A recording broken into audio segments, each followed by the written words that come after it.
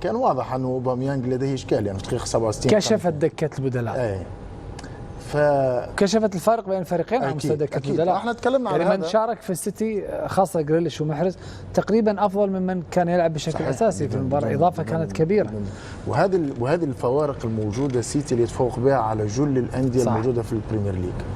السيتي لديه دكه احتياط قويه جدا. اعتقد على مستوى اوروبا، على مستوى اوروبا يمكن حاتم هو اقوى تشكيله لاعبين 20 يمكن في كل انديه اوروبا. صحيح. ليس فقط في انجلترا، لانه الجوده التي لدى الفريق سيتي اليوم لما نتكلم على الاساسيين بنفس الامكانيات في بعض الاحيان اعلى، دكه الاحتياط تكون اعلى من الاساسيين الموجودين.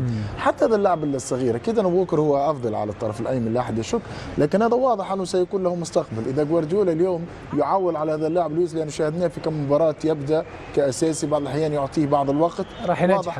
واضح انه سيمنح فرصته كامله في المستقبل القريب. اكيد في مباريات كبيره شامبيونز ليج ومباريات كبيره سيكون ووكر هو الطرف الايمن، لكن واضح انه لم يكن راضي على اداء ووكر وكانسيلو، ولذلك اراح في الشوط الثاني. لكن الاهم انه اليوم لما قام بتغيير على مستوى الهجوم مباشره قدم الاضافه، كذلك دي بروين كان افضل من الشوط الاول. انتصار يقلص الفوارق الى 5 نقاط ما بينه وبين ارسنال. انتصار بالنسبه لسيتي مهم للغايه بعد التعادل، لكن هزيمه مخيبه. هذا الهدف. كان يمكن لكيبا ان يتصدى لهذه الكره. لاحظ ليس هنالك ولا مهاجم، لاحظ الكره قريبه على الاقل محاوله. يعني الحارس ليس هنالك في بعض الاحيان ان الحارس يكون مضطرب في لاعب يقوم بالتمويه، لكن كان عليه ان يجهز نفسه. من افضل الحراس في هذه الكرات تحديدا دخية حاتم. صحيح.